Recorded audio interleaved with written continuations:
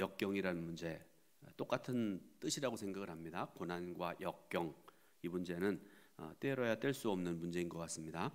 세상을 살아가다 보면 반드시 고난을 당할 수밖에 없습니다. 사람에 따라 정도의 차이는 있을 것 같습니다.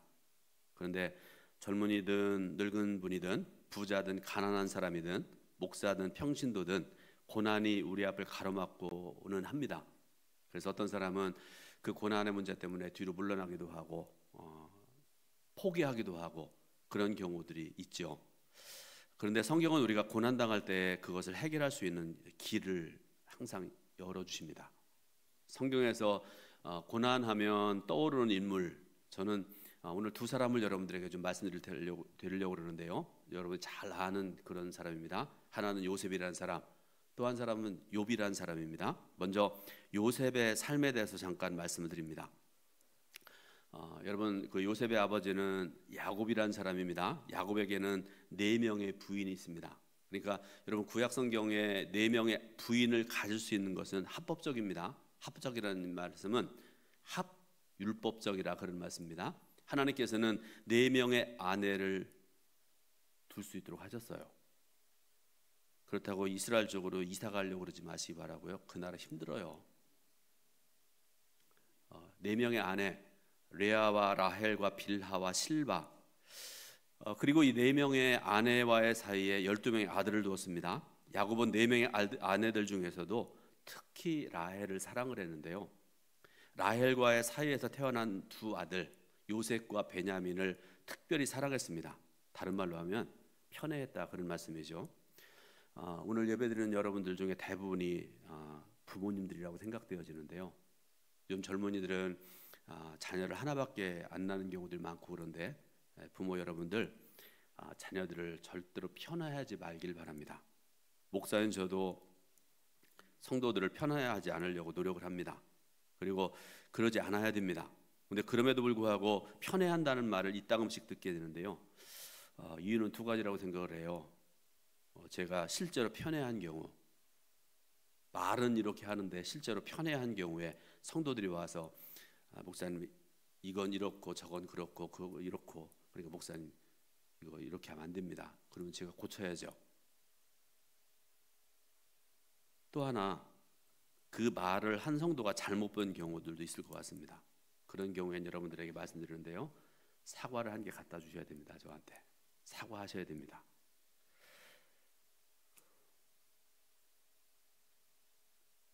요즘에 좀 여러분 그 우스갯소리에도 잘 웃지도 않으시고 그러는데, 속으로는 아니라도 좀 웃어야 될 때 웃고 그렇게 하시면 좋겠습니다. 제 대학 친구 중에요, 어머니의 편애 가운데 특별한 사랑을 받고 자라난 친구가 있습니다. 지금 목회는 안 하고요, 다른 일을 하고 있는데 열심히 잘 하고 있는 그런 친구입니다. 근데 이 어머니가 이 친구를 얼마나 우애하는지, 제가 그 친구네 집에 가끔 가서 이제 밥도 얻어먹고 그렇게 했었는데요, 상상할 수 없을 정도로 이 아들을 사랑하셨어요, 어머니가. 거기에 비해서 이 친구의 동생은요, 제 친구하고는 성격도 다르고 용모도 많이 달라서 제 친구들이 그런 질문까지 했다니까요. 너하고 내 동생하고 아버지가 다르냐? 어머니가 다르냐? 그러니까 편애하고 생긴 것도 다르고, 그래서 그런 질문까지 했던 그런 친구였었는데요. 근데 제 친구는 그래도 학교 다니면서 공부도 잘했고 또 용모도 괜찮고 키도 괜찮게 크고 그랬는데, 친구 동생은 성적은 바닥 수준이고요, 매일 싸움질 하고 다니고요, 그때만 하더라도 학교 선생님이 부모님 오라고 그러면 부모님 다 이러고 가셔야잖아요. 지금은 아니지만 지금 부모님들이 막 이러고 다닌다고 그러잖아요. 어머니가 몇 번을 찾아가서 선생님 잘못했습니다, 제가 애를 잘못 키워서 그렇습니다, 그런 일이 많았다고 그럽니다. 그러니까 내가 엄마라고 해도 이런 둘째 아들을 놓고는 편애할 수 있겠다라고 생각하기도 했었던 그런 친구인데요, 그런데 똑같은 부모에서 태어난 아들인데요, 근데 편애를 해도 어머니가 너무 했던 것 같습니다. 어쨌든 부모 여러분, 자녀 편애 절대로 하지 말길 바랍니다. 다시 야곱의 상황을 봅니다. 야곱이 12자녀를 두었고요, 편애를 했다고 말씀드렸죠. 그 내용을 봅니다. 야곱이 편애해서 요셉에게만 채색 옷을 입혔다, 이렇게 말씀을 하세요. 비단 옷을 입혔다는 말씀입니다. 쉽게 말씀드려서 이 야곱이 요셉이라는 아들에게는요 브랜드 옷만 입혔다 그런 말씀 아니겠습니까? 비싼 옷, 백화점에나 가서 살 수 있는 그런 옷만 입혔고요. 다른 자식들에게는 그냥 길거리에서 그냥 1,000원에 몇 개 하는 이런 것들 갖다 입히고, 그것도 없으면 이웃 사람 입다가 남은 거 갖다가 입히기도 하고 그런 거 아니겠습니까? 그런 상황에서 형들이 요셉에 대해서 시기하고 질투하는 것은 불문가제의 일일 것이고요. 그런데 그런 상황에서 요셉이라는 사람은요 눈치도 없이 형들 앞에서 꿈꾼 얘기를 2번씩이나 해요. 그냥 보통 꿈이 아닙니다. 그 꿈 내용이 뭡니까? 동생이 하는 얘기가, 요셉이 하는 얘기가, 자기는 높이고 사람들로부터 존경받고 이런 사람이 될 텐데 형들은 나를 섬기는 자가 되고 낮은 자가 되고 그런 사람이 될 거라는 꿈을 2번씩이나 형들 앞에서 합니다. 이것이 형들이 요셉을 죽이기로 결심한 계기죠. 그래서 어떻게 합니까? 구덩이에 던져서 죽임을 당할 뻔했다가 이스마엘 후손들의 상고에 팔아넘겨집니다. 그래서 어디까지 가게 되는가 하면 애굽의 12대장 보디발의 집에 노예로 팔려가게 됩니다. 여러분 한번 생각을 해보세요. 부모로부터 엄청난 편애를 받고 사랑을 받다가 노예가 됐어요. 그러니까 저 높은 곳에 있다가 가장 낮은 곳에 떨어져서 사람답지 않은 삶을 살 수밖에 없었다라는 그런 말씀이죠. 많은 경우에 이런 사람들은요 삶의 의미를 잃어버리고 포기하기 쉽습니다. 그래서 요즘에 스스로 목숨을 끊는 사람들이 굉장히 많다고 그러지 않습니까? 그런데 여러분 요셉이 어떻게 하는가가 중요하죠. 일반적인 생각과는 다르게 보디발의 집에서 이 요셉이라는 사람은 성실하게 일을 합니다. 최선을 다해서 내 집 일처럼 열심히 일합니다. 그리고 이런 요셉을 유심히 살펴봤던 사람이 누군가 하면 보디발이라는 그 집의 주인입니다. 그를 자신의 가정의 총무로 삼았습니다. 그러니까 자기 이외에, 자기 아내 이외에는 가정의 모든 것들, 노예들이 많을 거 아닙니까? 모든 것을 다 이끌어가고 다 모든 행하는 그런 사람으로 삼았다 그런 말씀입니다. 그러면 이제 숨을 돌릴 만한 그런 상황이 되었겠죠. 그런데 여러분 호사다마라는 말 있잖아요. 보디발의 부정한 아내가 성실하고 잘생기고 모든 면에서 참 괜찮은 것 같은 요셉을 마음에 두고 매일매일 유혹을 합니다. 그러나 하나님의 사람 요셉이 여기에 넘어갈 사람이 아니죠. 그 과정은 생략해서 말씀드리는데요. 어느 날 보디발의 아내가 아마 악한 마음을 품었던 것 같아요. 자꾸 유혹해도 안 넘어오니까 그 아내가 깔아놓은 누명을 쓰고 감옥에 갇히게 되죠. 그런데 이런 삶의 역경들을 믿음으로 이겨내고 마침내 요셉이 어디까지 되는가 하면 애굽의 총리가 됩니다. 그리고 난 다음에 얼마 후에 애굽이라는 나라에 7년의 극심한 가뭄이 있게 되는데요. 여러분 7이라는 숫자 어떤 의미를 의미하는지 알고 계시잖아요. 사람이 견딜 수 없는, 이겨낼 수 없는 극심한 흉년이 임하게 되는데요. 그런데 요셉이라는 사람은 믿음의 사람, 기도의 사람, 지혜로운 사람이었고 그래서 그 7년의 가뭄을 슬기롭게 이겨내는 그런 최고의 총리가 되었다 그런 말씀이죠. 그리고 또 하나 가나안에 또 흉년이 들고요. 그래서 애굽의 식량을 구하기 위해서 왔던 아버지와 형제들 어떻게 합니까? 용서하고 다 받아들입니다. 요셉의 이런 삶을 여러분 한번 깊이 한번 생각해 보시기 바라고요. 또 하나 역경하면 고난하면 빼놓을 수 없는 사람이 바로 욥이라는 사람입니다. 욥은 동방의 우스 땅에 거주하는 하나님께서 인정하시고 하나님께서 칭찬하시는 신실한 믿음의 사람이었습니다. 그리고 엄청난 부자였습니다. 당시 기준으로 보게 되니까 대개는 여러분 짐승의 숫자들, 동물의 숫자를 가지고 부자냐 아니냐를 따지잖아요. 엄청난 부자였습니다. 그런데 이 욥에게도 겹쳐서 오는 역경이라는 게 고난이 있었습니다. 어떤 일이 있었는가 하면요 10명의 자녀들이 한날 한시에 죽임을 당합니다. 수많은 재산도 다 잃었습니다. 거기에다가 온몸에 악창이 났고요. 욥의 아내는 그 모든 상황을 보고 난 다음에 뭐라고 얘기합니까? 남편에게 저주하고 하나님을 저주하고 죽으라 그러고 집을 나가버렸습니다. 거기서 끝나는 게 아니에요. 여러분, 욥기의 대부분을 차지하는 말씀이 어떤 말씀인가 하면 욥의 세 명의 친구들 있잖아요. 빌닷과 소발과 엘리바스라는 두 사람이 찾아와서 욥에게 계속해서 공박을 해요. 쉽게 말하면 이거죠. 네가 하나님 앞에 뭔가 죄를 졌으니까 하나님께 너에게 그런 엄청난 벌을 내리셨지. 그러면서 욥을 자꾸 공박을 합니다. 요셉은 생각해도 떠오르는 죄가 없었던 것 같아요. 그래서 계속해서 친구들과 이제 얘기를 합니다. 이런 상황에서 욥이 나중에 어떻게 하는가 하는 말씀이 굉장히 중요하죠. 욥기 42장 1절부터 6절 말씀 좀 길은데요. 한번 영상을 보시면서 여러분 이 말씀을 우리가 좀 마음에 새기면서 같이 읽어보겠습니다. 욥이 여호와께 대답하여 이르되 주께서는 못하실 일이 없으시며 무슨 계획이든지 못 이루실 것이 없는 줄 아오니 무지한 말로 이치를 가리는 자가 누구니까? 나는 깨닫지도 못한 일을 말하였고 스스로 알 수도 없고 헤아리기도 어려운 일을 말하였나이다. 내가 말하겠사오니 주는 들으시고 내가 주께 묻겠사오니 주여 내게 알게 하옵소서. 내가 주께 대하여 귀로만 듣기만 하였사오나 이제는 눈으로 주를 배움나이다. 그러므로 내가 스스로 거두어드리고 티끌과 재 가운데에서 회개하나이다. 아멘.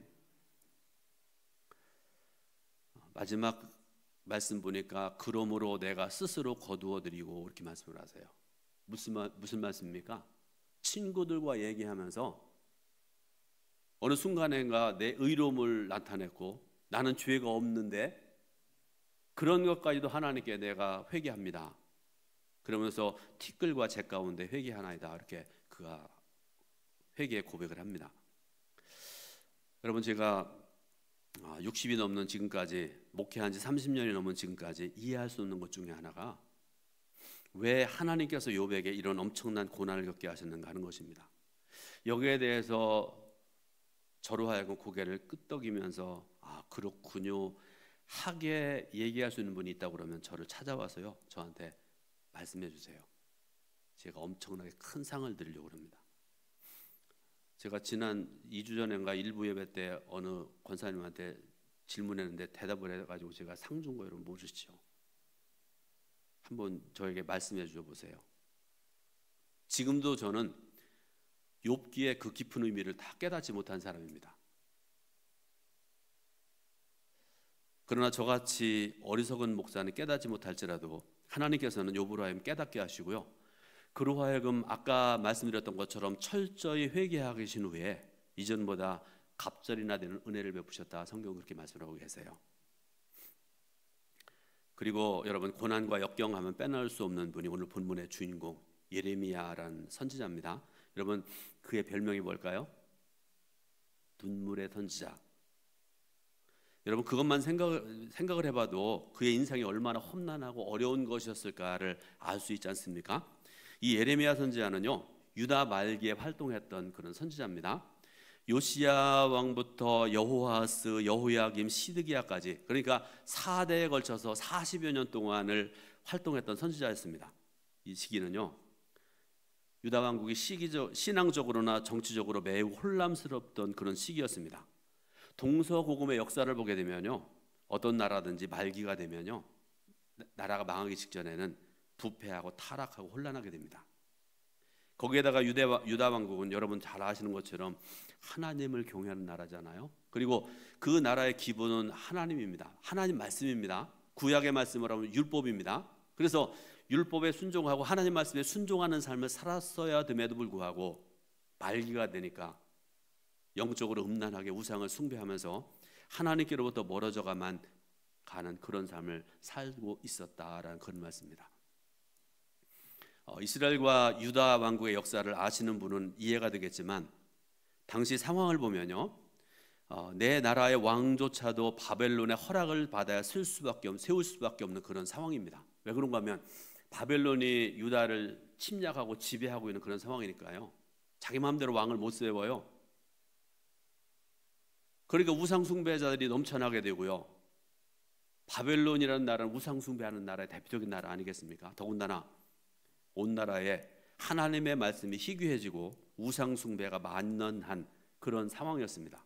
이런 시기에 하나님께서는 제사장이었던 힐리기야의 아들 예레미야를 택하시고 그에게 사명을 주신 말씀이 오늘 우리가 읽은 본문의 말씀입니다. 그런데 예레미야는 하나님께서 주신 사명이 너무나 부담스러웠습니다. 여러분 그도 알 거 아니에요. 지금 유다 왕국이 지금 상황이 어떤 상황인지 알 거 아니겠습니까? 그리고 온 나라의 우상 숭배 만연하고 하나님의 말씀을 희귀해지고 사람들은 곁길로 가고 이런 사람들에게 내가 어떻게 하나님 말씀 전하고 선지자의 사명을 감당할 수 있을까? 그래서 부담스러웠다는 말씀 아니겠습니까? 그래서 자신은 그 어렵고 중요한 일을 할 수 있는 적격자가 아니라고 자꾸 거절합니다. 못합니다. 안 합니다. 그러나 하나님께서는 예레미야 자신보다도 그를 더 잘 알고 계셨어요. 그래서 5절에 뭐라고 하나님께서 말씀하시나요? 여러분 오늘 본문 중에 5절 말씀을 여러분 같이 한번 읽어보겠습니다. 내가 너를 모태에 짓기 전에 너를 알았고 네가 배에서 나오기 전에 너를 성별하였고 너를 여러 나라의 선지자로 세웠노라 하시기로. 아멘. 그러니까 말씀인즉슨 말씀 전하는 시간에 이 표현이 좀 합당한 표현은 아니라고 생각하는데 쓸데없는 소리 하지 말고 내가 말하는 대로 가서 전하라라는 말씀입니다.